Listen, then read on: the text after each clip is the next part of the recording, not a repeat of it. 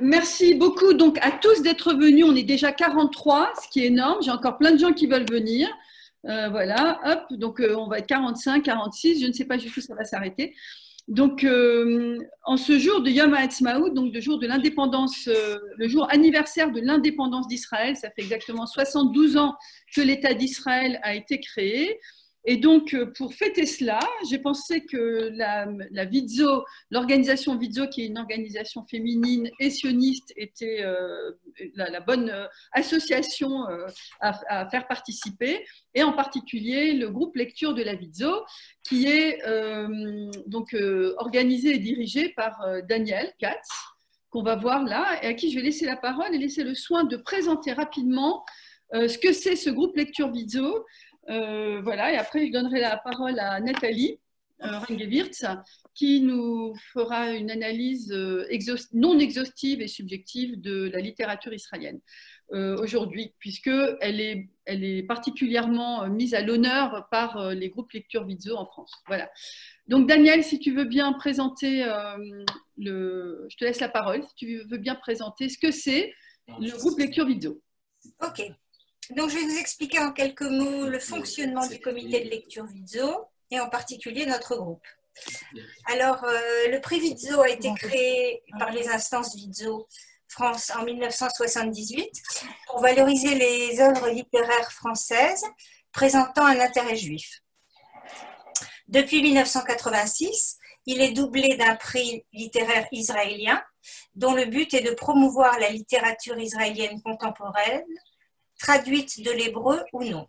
Ou non, parce qu'il y a aussi des auteurs d'origine française qui vivent en Israël et qui écrivent toujours en français.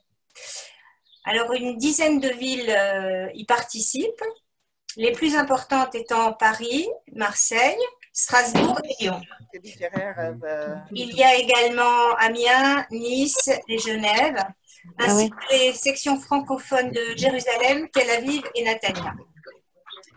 Alors, nous lisons une vingtaine d'ouvrages dans l'année, répartis entre livres français et livres israéliens. Tout le monde lit les mêmes livres. Chaque ouvrage est noté selon 3 critères. D'accord, oui. Le groupe de lecture. Alors, oui. Si vous pouvez arrêter votre... Voilà, bonjour Solange. Chut, laisse Daniel continuer. Daniel continue. Mais j'attends peut-être que le... Voilà, ça y est, c'est arrêté. Voilà. Chaque ouvrage est noté selon 3 critères, le fond, la forme et l'intérêt juif. Sauf pour les livres israéliens pour lesquels l'intérêt juif n'est pas pris en compte, ce qui ouvre la sélection à tous les sujets, et c'est ça qui est sympa, notamment aux livres politiques. Je dis ça pour moi parce que j'adore les polars. Pour les ouvrages français, seul l'intérêt juif est pris en compte et non l'origine religieuse de l'auteur. Et concernant les ouvrages israéliens, le critère de sélection est la nationalité israélienne de l'auteur. Et nous lisons aussi éventuellement des auteurs arabes israéliens ou des auteurs israéliens qui écrivent en français, comme je vous le disais tout à l'heure. À Strasbourg, nous sommes 19 membres et nous nous réunissons toutes les 3 semaines, de septembre à mai. Chaque lectrice commente le ou les livres qu'elle a lus, en donnant son appréciation personnelle et en précisant si elle le trouve digne d'être admissible au prix. C'est toujours sympa et intéressant, et même parfois assez cocasse, parce que selon la lectrice, on n'a pas forcément l'impression de parler toutes du même livre. Et bien sûr, il arrive qu'on s'écharpe sur la qualité littéraire d'un ouvrage, sinon ce ne serait pas drôle. Voilà, et en fin d'exercice, chaque ville envoie ses résultats au comité central à Paris, qui est dirigé par Lauriane Boukris, qui elle-même nous renvoie la liste des 3 titres français et des 3 titres israéliens qui ont obtenu le plus de voix, ce qu'on appelle la liste des nominés. Et ensuite, nous votons pour élire un titre français et un titre israélien. À la rentrée suivante, les 2 auteurs primés sont invités à la remise du prix Vitzo à Paris. L'an dernier, c'est Catherine Bardon qui a obtenu le prix Vitzo français pour Les Déracinés et Eshkol Nevo le prix Vitzo israélien pour 3 étages. Voilà, maintenant en gros, vous savez tout. Merci Daniel, merci beaucoup Daniel. Donc les 2 derniers prix Vitzo, c'était Eshkol Nevo pour l'israélien Et le français, c'était qui? Catherine Bardon. Ah oui, Catherine Bardon. Voilà. Catherine Bardon qui est venue d'ailleurs au Salon du Livre d'Alito. Ok, merci. Donc, vous avez compris, c'est un groupe qui fonctionne très bien et qui est dirigé de main de maître par Daniel, avec 19 personnes. Alors, dans ce groupe, il y en a... Quand Gabriel vient. 20 quand je viens, ouais. Alors, est-ce qu'il y a encore des gens là qui veulent venir? Non, là, je crois que c'est bon. Donc, dans ce que je veux dire, puisqu'il y a plein de personnes du groupe qui sont là, vous êtes invités à participer aussi. Là, c'est Nathalie, en fait, qui donc s'est proposée, et à qui aussi j'ai proposé de faire un exposé en fait sur la littérature israélienne et en particulier certains livres, elle vous le dira elle-même, mais n'hésitez pas à intervenir, alors soit en écrivant, donc vous avez en bas la petite icône converser, ça vous donne vous cliquez dessus et ça vous donne la possibilité d'écrire, et moi je retransmets votre message. Si Nathalie les voit en direct d'ailleurs, elle peut aussi s'arrêter et interrompre et répondre au message. Si quelqu'un veut parler, il me le dit aussi, je lui remets son micro. Voilà. D'accord? Mais vaut mieux écrire parce qu'on ne s'entend pas bien comme ça en fait. Et s'il vous plaît, je vais de nouveau vous demander d'arrêter vos micros parce que là, Nathalie va commencer son exposé. On en a pour une petite demi-heure. Voilà. Ça va être passionnant. Alors, il ne faut pas qu'il y ait de bruit derrière. Donc moi, je vais... hop. iPad de Nathalie. Ouais, iPad de Nathalie. Non, mais Salut Françoise. Salut ma belle. Tu vas bien? Très bien. Ma cousine Germaine, hein? Ouais, oui, on poursuivra après. Les cousins Neuilly, voilà. Bon, extra. Bon, génial, hein, on est à 46, 47. On sait que c'était là. Ok, allez, hop. Ah, celui-là.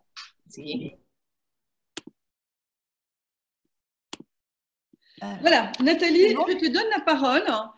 J'ai arrêté les micros de tout le monde sauf le tien. Donc maintenant, c'est toi qui es en vedette. Et je te laisse la parole donc, sur la littérature israélienne, telle que, en tous les cas, toi, tu la connais, que tu l'as lue aussi, et que tu continues à la lire. Donc, pourquoi est-ce qu'elle te passionne particulièrement? Et aussi, quels auteurs? Pourquoi certains auteurs plus que d'autres? Et je te laisse nous expliquer tout ça. Merci. Alors d'abord, bonjour tout le monde.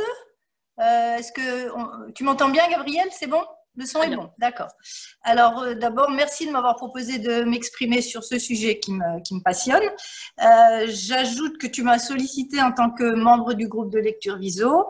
Je te confirme, comme disait Daniel, que nous sommes un groupe extrêmement dynamique, avec des personnalités assez marquées et que effectivement les réunions sont très animées. Voilà. Donc la littérature israélienne, qui est un sujet beaucoup trop vaste pour le traiter aussi vite, j'ai donc choisi de faire plutôt un petit tour d'horizon avec une sélection d'auteurs et de livres qui m'est tout à fait personnelle. Donc j'assume tout à fait les lacunes, les injustices. Voilà, c'est une petite sélection que j'ai faite moi-même, en espérant vous donner envie de découvrir les livres que vous n'avez pas, ceux que vous n'auriez pas encore lus, même s'ils ne sont pas tous récents, parce que j'ai des coups de cœur, vous verrez, qui ont une vingtaine d'années. Voilà. J'ajoute aussi que comme je suis malheureusement totalement incapable de lire en ivrite, forcément, je ne peux vous parler que des ouvrages qui ont été traduits en français. Donc, la littérature israélienne, en fait, elle est tout à fait à l'image d'Israël, c'est-à-dire qu'elle est d'une immense diversité et que malgré ça, on trouve quand même un fil conducteur, peut-être le fameux Taham, l'âme juive, qui fait que c'est une écriture à laquelle on est extrêmement sensible, en tout cas moi. Donc, il y a aussi une littérature arabe-israélienne, j'en ai lu très peu, donc je n'en parlerai pas. Moi, j'ai retenu des auteurs israéliens juifs nés en Israël. Voilà. C'est une sélection, encore une fois, tout à fait personnelle et dont j'assume tout à fait qu'elle ne soit pas parfaite. Donc, diversité, j'ai dit diversité et unité. Donc, En premier lieu, il y a une grande diversité dans les thèmes. C'est-à-dire qu'on a certains ouvrages qui sont de fiction ou même de science-fiction la plus absolue. Alors, je vais commencer par celui-là qui fait un peu peur parce qu'il est très épais, mais je ne sais pas s'il est visible. Voilà, Le monde de la fin d'Ophir Touché-Galfa, où l'auteur en fait crée de toutes pièces un monde imaginaire post-mortem complètement fabuleux qui interagit complètement avec la vie réelle. Donc moi, c'est un livre que j'ai beaucoup aimé. J'en parlerai pas longtemps. Il est extrêmement touffu, brillant, complexe, mais si on n'a jamais lu de littérature israélienne, c'est peut-être pas le livre par lequel il faut commencer parce qu'il est vraiment extrêmement tarabiscoté, on va dire.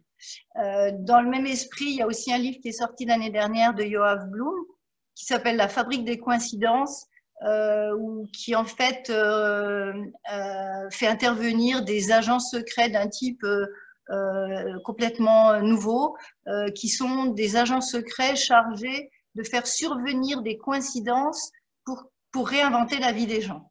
Donc là, on part tout de suite, encore une fois, dans la fiction la plus totale.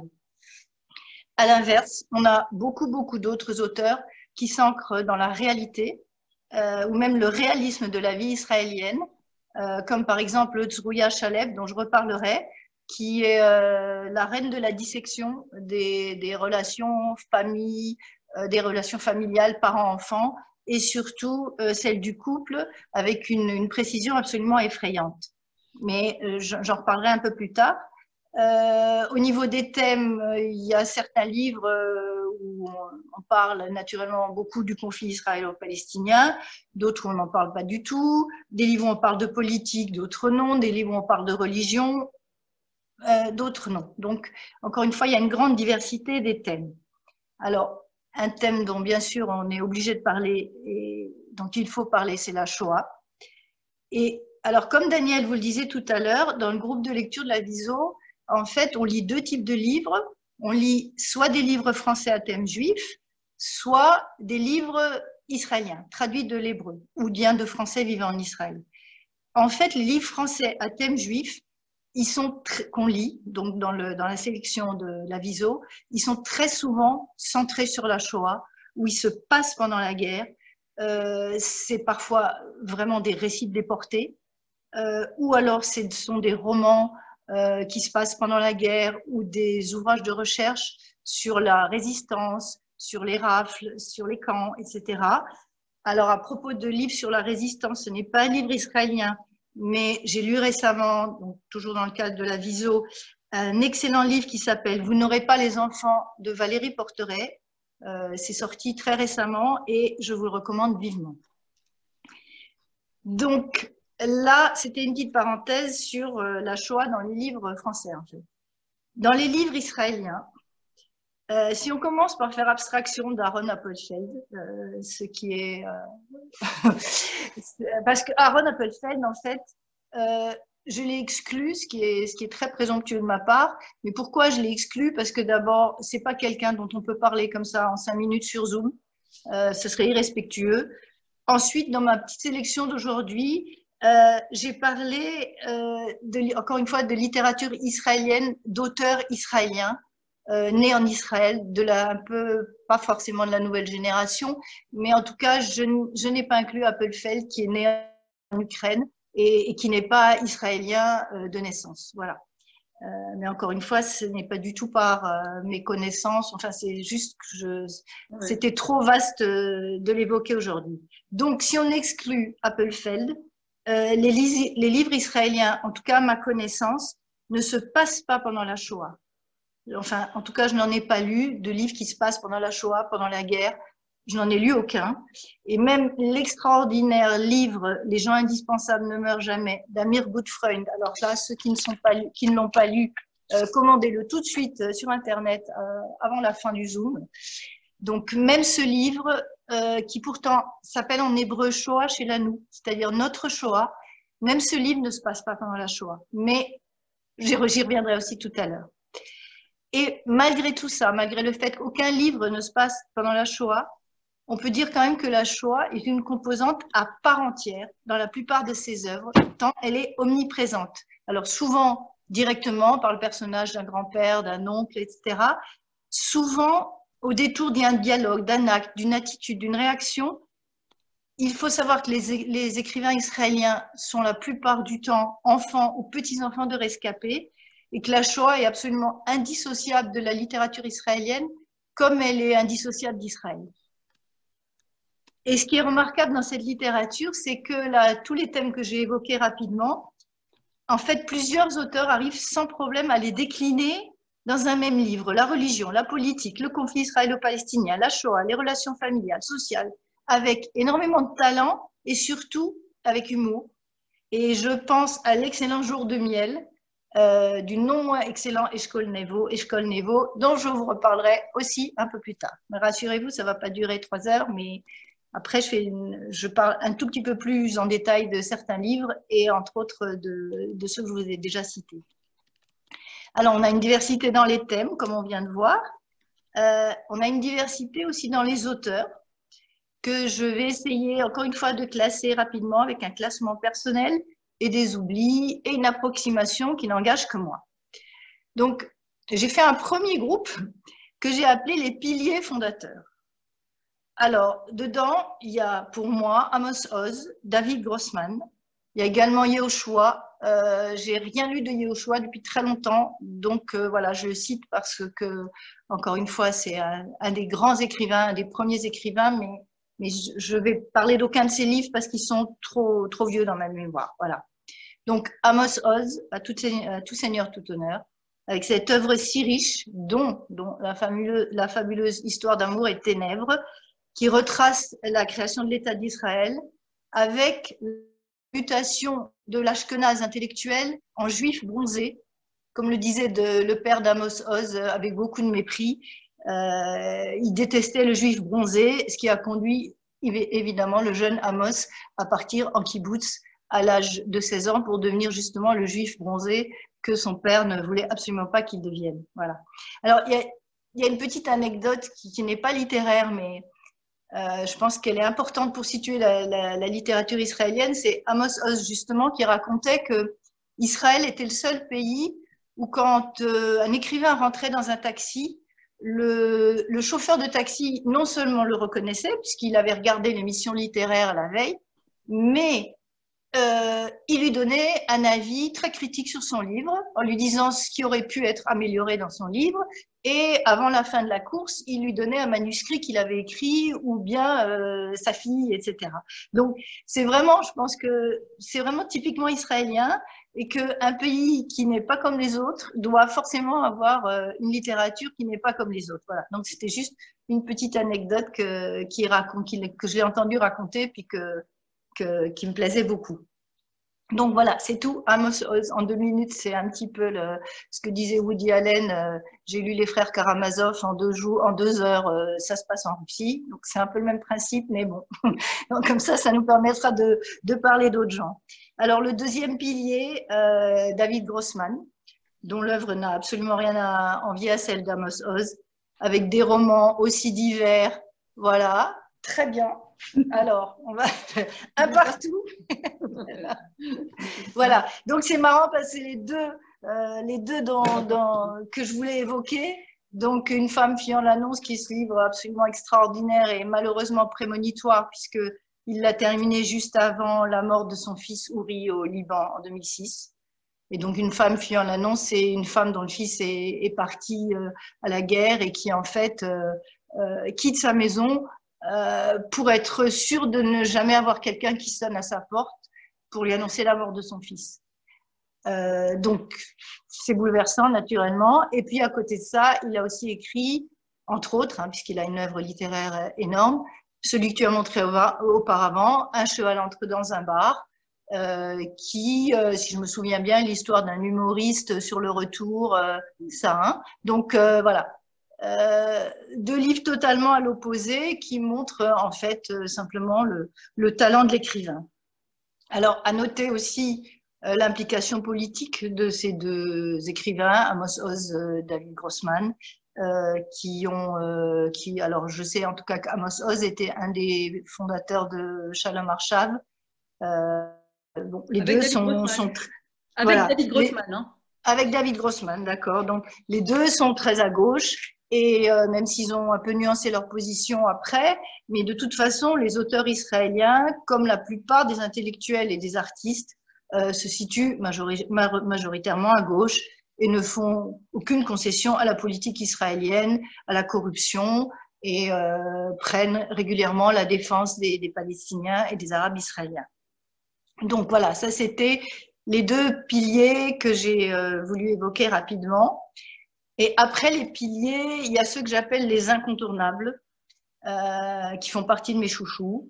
Alors, hier, quand on parlait, on en a parlé de 3. Ce matin, en discutant avec Daniel, je me suis souvenue d'un 4e. On s'est souvenu d'un 4e ensemble. Donc, mes quatre chouchous, c'est Meir Shalev, Benny Barbash, Amir Gutfreund et Eshkol Nevo. Barbash, on n'en avait pas parlé hier, et puis voilà. Bon, alors, Meir Shalev, fils de poète, qui est né en 48, donc on peut en parler aujourd'hui, puisqu'il est né avec l'État d'Israël. Très bien, voilà. Qu'est-ce que j'avais? J'avais ça aussi, mais bon, je monte après. Donc, Meir Shalev, donc lui aussi auteur de romans extrêmement divers. Donc, celui-ci, très beau livre, La meilleure façon de grandir. Et en fait, qu'est-ce que c'est la meilleure façon de grandir? C'est l'histoire, je pense, autobiographique d'un petit garçon qui a été élevé, en fait, par 5 femmes. Il a été élevé par une tribu de femmes. Et pour lui, eh ben, il n'y a pas de plus belle enfance que d'être élevé par des femmes uniquement. Et en tout cas, il n'a pas eu le choix puisque les hommes avaient disparu. Et donc, il dit que c'est la meilleure façon de grandir, d'être élevé par des femmes. Alors, il a aussi écrit, entre autres, hein, encore une fois, Le Pigeon Voyageur, qui est en fait une très belle histoire d'amour qui se passe pendant la guerre d'indépendance. Et plus récemment, alors le livre que tu as montré, Ma grand-mère russe et son aspirateur américain, c'est sur la vie d'irréductible kibbutznik, si je me souviens bien. Et le remarquable, alors celui-ci que j'ai beaucoup aimé, Un fusil, une vache, un arbre et une femme. Donc selon le grand-père de la narratrice, un fusil, une vache, un arbre et une femme, c'est tout ce dont un homme a besoin pour démarrer dans la vie. Donc je vous laisse juger, mais en tout cas c'est un excellent roman, à la trame aussi extrêmement complexe, ce qui est d'ailleurs une constante assez dans la littérature israélienne, c'est que les trames sont toujours extrêmement complexes, elles entremêlent les générations, etc. Et il y a aussi de nombreuses allusions, de nombreux parallélismes bibliques, puisque, entre autres qualités, Meir Shalev est un très grand érudit d'un point de vue biblique. Alors voilà, ça c'était Meir Shalev. On passe à Benny Barbash, qui est de la même génération, 2-3 ans près, et son extraordinaire My First Sony. Alors, My First Sony, c'est quoi My First Sony? C'est le petit magnétophone qu'on a offert à Yotam, qui est un enfant de 10 ans, et avec lequel il va enregistrer absolument tout ce qui se passe autour de lui, dans sa famille plutôt cabossée, avec tous ses sentiments, ses ressentiments, ses conflits, ses non-dits, etc. Donc, ce petit Sony va devenir en fait la mémoire vivante de la famille et le reflet de la société israélienne. C'est un livre brillant, c'est sensible, c'est drôle, c'est déchirant. Si vous ne l'avez pas encore lu, lisez-le vite, bien que je pense qu'il ait aussi à peu près une vingtaine d'années, hein, le My First Sony, je dirais. Et bon, il a dû être traduit dans les années 2000. Alors, on en a un plus récent, de Barbash, qu'on a lu l'année dernière, non, pas l'année dernière, il y a 2-3 ans, dans le cadre de la Viso, qui s'appelle La vie en 50 minutes. Alors, 50 minutes, en fait, c'est la durée d'une séance chez le psychiatre. Et l'héroïne du livre va chez le psychiatre, où d'ailleurs, elle n'ouvre pas la bouche, elle reste muette pendant 50 minutes. Mais pourquoi va-t-elle chez le psychiatre? Parce qu'elle a trouvé un cheveu de femme entortillé dans une bretelle du maillot de corps de son mari. Et c'est le point de départ d'une remise en question complètement rocambolesque, non seulement de son couple qui a plus de 30 ans, mais également de toute sa vie à elle. Et voilà, Barbache a un don extraordinaire pour se couler dans la peau de ses personnages. Aussi bien dans My First Sonny, tu as vraiment l'impression que c'est un enfant qui écrit. Et de la même façon, dans La vie en 50 minutes, tu n'arrives pas à croire que c'est un homme qui a écrit, tellement il arrive à se couler dans la pensée féminine et la personnalité d'une femme en crise. Alors, si vous n'en avez pas encore marre, on va passer à mon troisième incontournable, qui est, alors là, mon héros absolu, qui est Amir Gutfreund. Alors, je suis une inconditionnelle totale depuis la lecture de son livre « Les gens indispensables ne meurent jamais ». Donc, ce livre a eu le prix Sapir, qui est l'équivalent du Goncourt en Israël.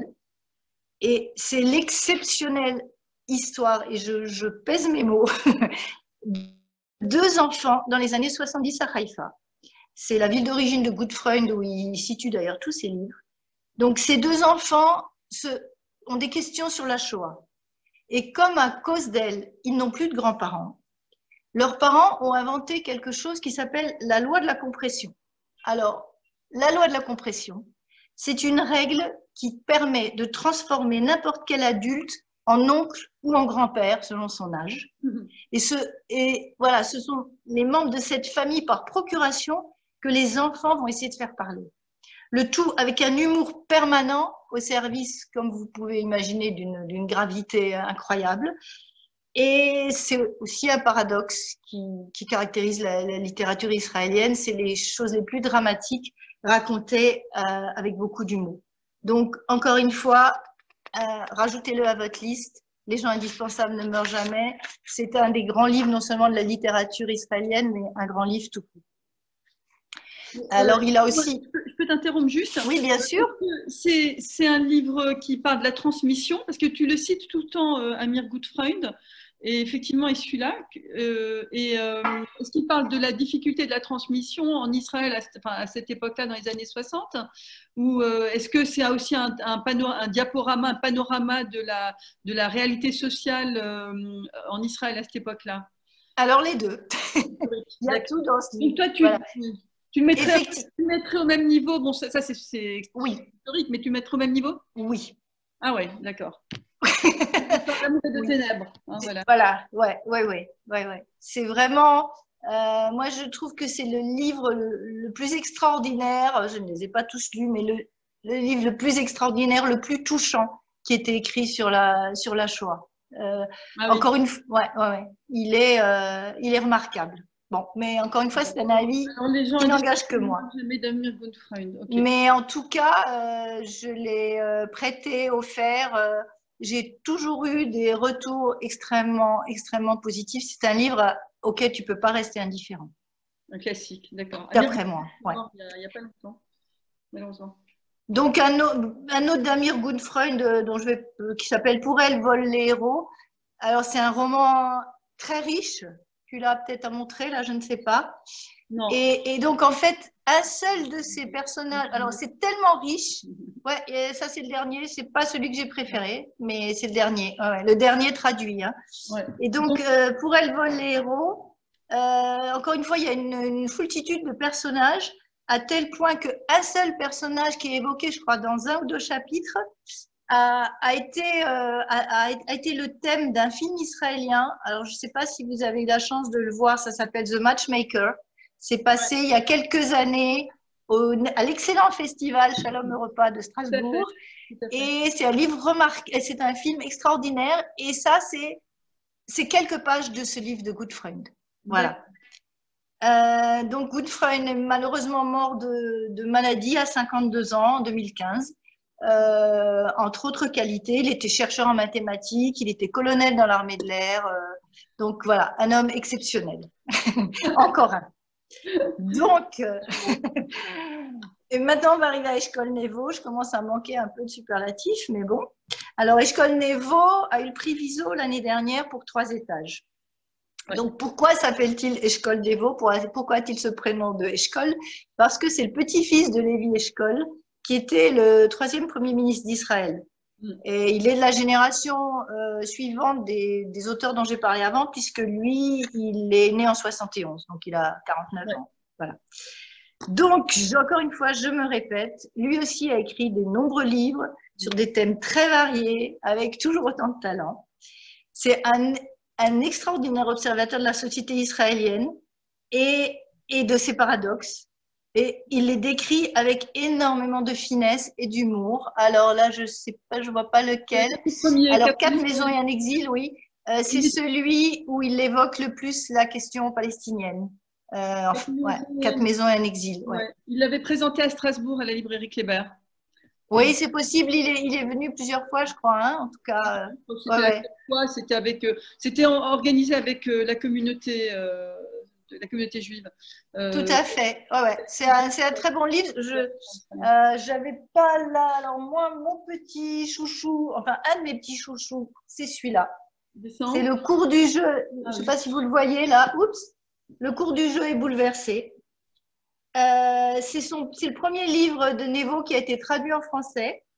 Et pourquoi le cours du jeu est bouleversé? Parce que, en fait, c'est l'histoire de 4 jeunes gens, des amis de l'armée, qui se retrouvent très régulièrement. Et un soir, tous les 4 font un vœu pour leur avenir. Et il se trouve qu'en fait, l'avenir va réaliser.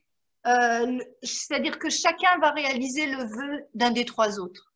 C'est-à-dire qu'ils font un vœu pour leur avenir, mais qu'en fait, personne ne réalise son propre vœu, mais en fait, a finalement la vie dont l'autre a rêvé.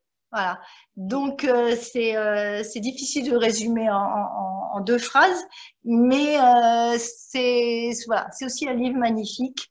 Et aussi un de mes coups de cœur, j'en ai beaucoup, vous voyez. Avec un autre beaucoup plus récent, alors que je n'ai pas sous la main, mais qui est Jour de miel, qu'on a lu il y a 2-3 ans dans le cadre de la Viso. Et alors, Jour de miel est vraiment un véritable bijou.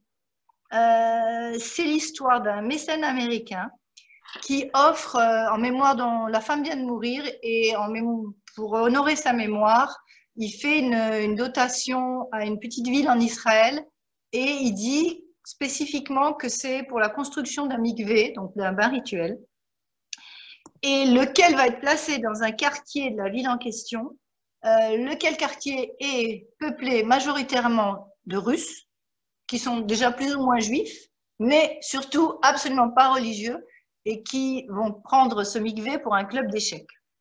Donc, voilà. Et je le raconte très mal par rapport au talent du livre. Donc, c'est un livre de 300 pages qu'on finit vraiment trop vite. On voudrait qu'il soit plus long. Et qui, sans avoir l'air avec une galerie incroyable de personnages, et sans avoir l'air d'y toucher, il y a des réflexions sur la religion, sur l'immigration, sur l'amour, sur les relations avec les Arabes, sur la politique municipale, sur la corruption, et j'en oublie certainement. Donc, conclusion, lisez-le, si vous ne l'avez pas encore lu. Jour de miel. Jour de miel de Eshkol Nevo, qui en plus se lit, c'est vraiment un livre qui est plaisant. Beaucoup d'autres livres dont j'ai parlé, dont je vais encore un peu parler, sont des livres qui sont ardus, et il faut vraiment rentrer dans ce livre, alors que le Nevo, là, encore une fois, c'est une friandise, il se savoure du début à la fin. Voilà. Il a beaucoup d'humour aussi, Eshkol Nevo. Ah, énormément. Ouais. Mais presque tous, hein, ouais. Enfin, mais non, mais c'est vrai, Nevo, voilà. Ça dépend. Mir Shalev aussi a beaucoup d'humour, mais c'est particulier, ça dépend. C'est difficile d'en trouver qui n'a pas d'humour. Quand tu vois que même Grossman s'est lancé dans Un cheval rentre dans un bar, alors que c'était pas le plus grand bout en train qu'on connaissait, Grossman. Donc, voilà, tout est possible. Donc, j'ai bientôt fini de vous... non, c'est intéressant. Voilà. Alors, il y a aussi des inclassables. Alors, pour en choisir un, Edgar Keret, qui a une imagination absolument débordante. Il écrit des micro-nouvelles, absolument. Celui-là, je n'avais pas pour vous le montrer, mais il est excellent. Il écrit des micro-nouvelles totalement déjantées, de quelques pages chacune. Et alors, c'est absolument extraordinaire parce que en 2-3 pages, il arrive à vous camper un personnage. Alors que vous avez certains auteurs qui, en 3 chapitres, n'ont toujours pas réussi enfin, qui prennent 3 chapitres pour vous décrire une personnalité. Et Kéret, il arrive à faire ça en 10 lignes. Enfin, moi, je trouve. Et, change de nouvelles, encore une fois, toutes les 2-3 pages, et chaque fois, il te recrée un monde et tu es dedans aussi rapidement. Donc, voilà, c'est encore un type exceptionnel. Cette année de bonheur là, est paru en 2014, mais si vous ne l'avez pas encore lu, vous pouvez le lire. Et je n'ai pas d'action chez les éditeurs. Voilà. Et alors, les éditeurs, il faut qu'on les nomme. Il y en a beaucoup qui sont chez Gallimard. Beaucoup qui sont chez Gallimard, oui. Le premier, il était chez Actes Sud. Voilà. Là, le Chalève, il était chez je ne sais qui. Je ne sais pas ce que c'est ça. Édition des Deux Terres. Enfin bon, la plupart sont chez Gallimard, effectivement. Ouais. La plupart sont chez Gallimard. Grossman n'est pas chez Gallimard, je crois, mais je ne sais pas chez qui il est. Au Seuil. Voilà, d'accord. Et donc, toujours pour Edgar Kéret, là, il y a un livre qui est censé être sorti il y a une semaine à peu près. Alors, est-ce que la température ambiante l'a laissé sortir? Je ne sais pas. Il s'appelle Incident au fond de la galaxie, aux éditions de l'Olivier. Il a l'air tout à fait prometteur et il a l'air aussi tout à fait aussi déjanté. J'ai lu quelques tout petits extraits qu'on pouvait lire sur Google Books et il a l'air tout aussi déjanté que les précédents. Alors, après Kéret, alors très très rapidement, il y a tout le temps des nouveaux talents. Donc, il y a un émergent qui s'appelle Jonathan Berg. Encore une fois, j'en ai cité un. Même chose parce qu'on l'a découvert l'année dernière par la Viso, qui a écrit un pavé qui s'appelle « Donne-moi encore 5 minutes » et qui se penche beaucoup sur le problème des colonies, parce qu'il a vécu dans une colonie, voilà, il a grandi dans une colonie, et donc le livre est vraiment beaucoup axé sur les colonies, sur les conflits entre les religieux et les moins religieux, sur l'armée, les traumatismes de l'armée, etc. Donc, je n'en dis que 2-3 mots parce que… il est très bien ce livre. Il est très bien ce livre. Ouais. Il est très bien, il a été publié aux éditions de l'Antilope. Absolument. Voilà, Jonathan Berg est venu aussi à Strasbourg à la librairie Kléber.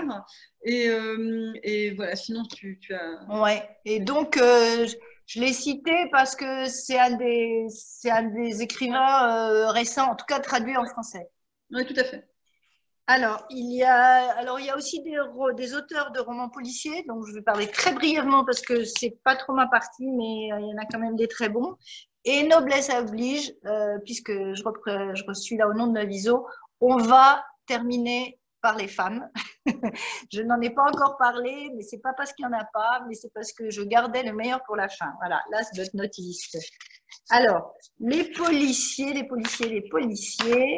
Alors, depuis plusieurs années aussi, il y a un roman policier israélien de grande qualité qui a émergé dans le monde littéraire, traduit dans le monde entier, et certains même ont donné lieu à des films. Je crois celui que tu viens de montrer, La violence en embuscade, a été sous un autre titre, je crois, Fleuve noir ou quelque chose comme ça. Il y a ça de lieu un film l'année dernière avec Vincent Cassel. Oui, tout à fait. C'est ça, hein? Oui. Alors, donc il y a Dror Michani, qui a écrit une trilogie avec un inspecteur dépressif qui s'appelle Avraham. Donc c'est un nom qui est un peu difficile à porter vu que son nom et son prénom sont les mêmes. Et il y a aussi un livre de lui qui vient de sortir il y a quelques jours aussi, 1, 2, 3. Mais si j'ai bien compris, c'est pas un policier, enfin il n'appartient pas à ce… Mais vraiment, il vient de sortir, donc on ne connaît pas encore. D'accord.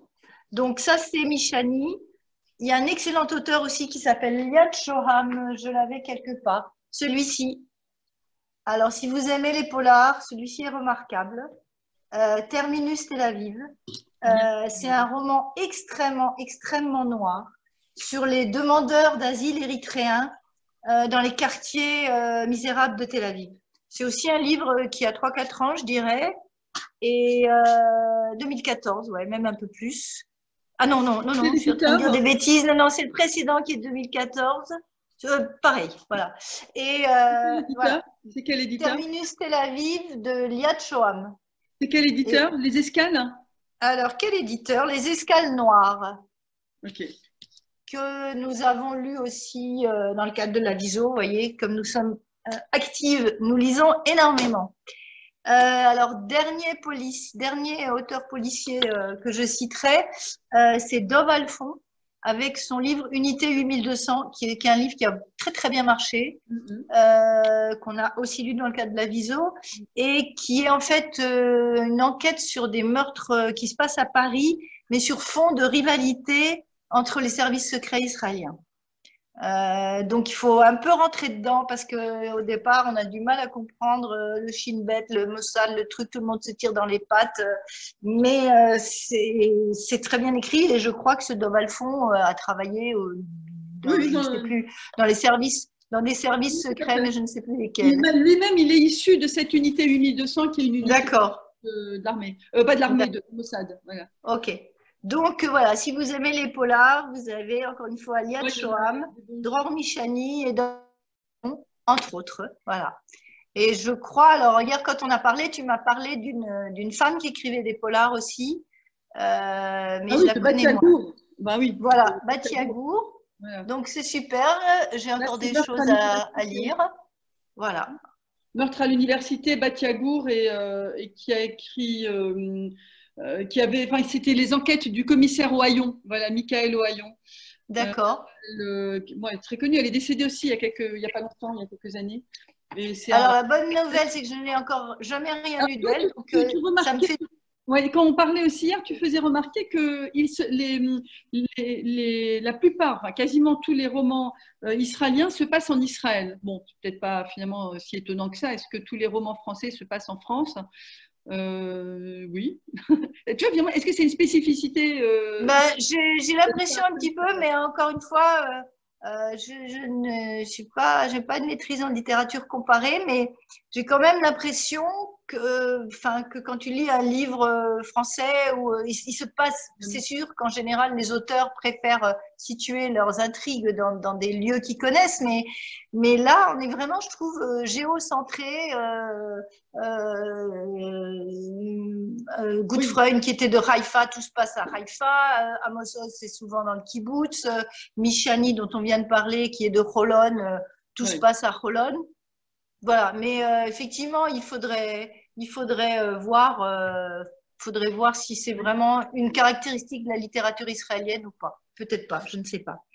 Donc, Bati Agour, c'était la transition idéale pour arriver aux dernières lignes, c'est-à-dire les femmes, dans la littérature israélienne. Alors, elles sont extrêmement nombreuses.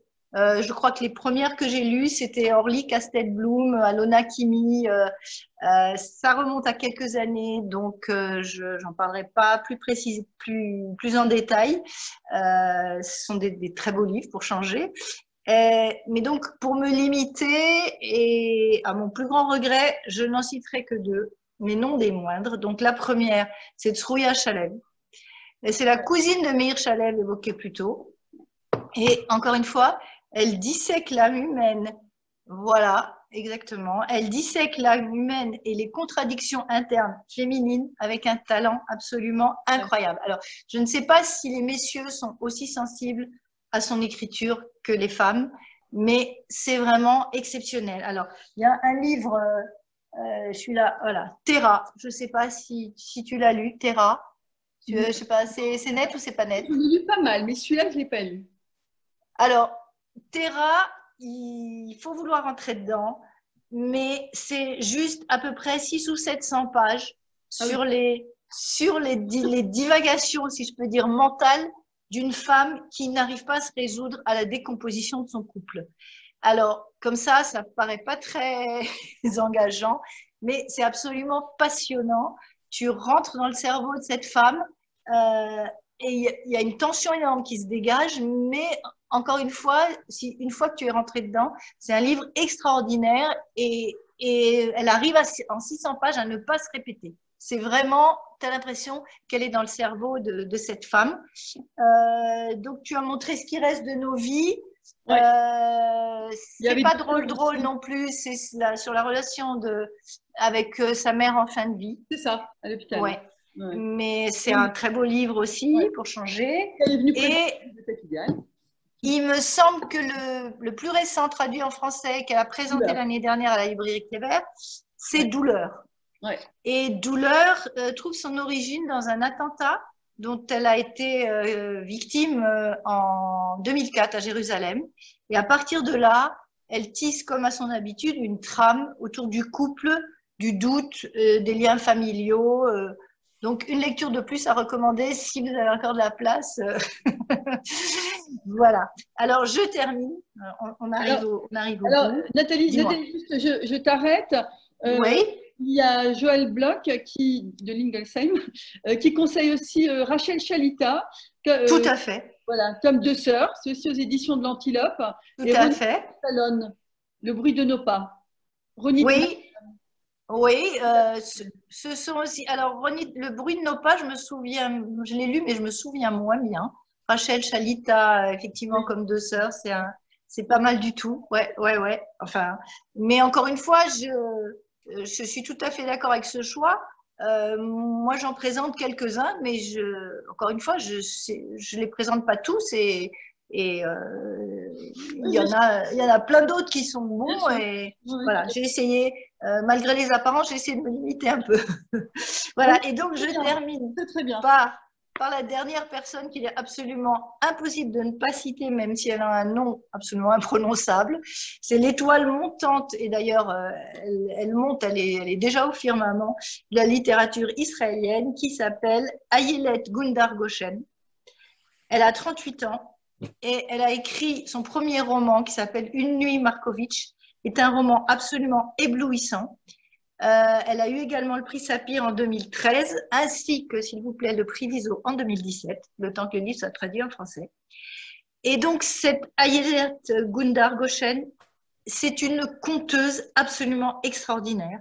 Et ce Une nuit Markovitch s'inspire d'un fait historique très intéressant, le fait qu'en 1939, les jeunes juifs qui vivaient en Palestine sont partis en Allemagne pour épouser des jeunes filles allemandes de manière à ce qu'elles aient droit de sortir d'Allemagne et de venir avec eux en Palestine, ce qui naturellement leur a sauvé la vie.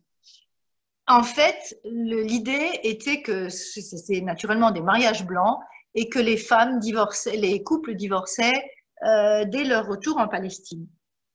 Mais c'est là que l'histoire commence, parce que le timide, le fade Yaakov Markovitch se retrouve marié en un clin d'œil à la somptueuse Bella Seligman ou Zingerman, je ne sais plus comment elle s'appelle, dont il ne voudra jamais divorcer, malgré la haine puis le mépris qu'elle a pour lui. Alors, j'ai voulu éviter les extraits pour que ce soit pas trop long, mais celui-là, il faut quand même que je vous le lise. Il est juste fabuleux, si je le retrouve. Voilà. Alors, en parlant de la beauté de Bella. Alors, tant qu'elle se propageait en ville, la beauté de Bella Zeigerman n'avait aucun pouvoir néfaste. Il y avait suffisamment d'espace pour que son venin se disperse dans les rues sans dommage. Et donc, vu que là, ils sont sur le bateau de retour, mais plaie béante au cœur d'une embarcation en bois, elle attirait les jeunes hommes comme des mouches et rongeait les jeunes femmes comme de la vermine. Et voilà. Et c'est entièrement comme ça, c'est époustouflant, brillantissime, etc. Et autour de ce couple de papier, dans un mélange absolument extraordinaire de Marquez, de Rabelais, de tout ce que tu veux, de picaresque, gravite un nombre incroyable de personnages sur fond de création de l'État d'Israël. Donc, c'est aussi un pavé, mais c'est un bonheur de lire ce livre. Voilà. Il faut dire que Gundar Goshen est aussi psychologue, scénariste, etc.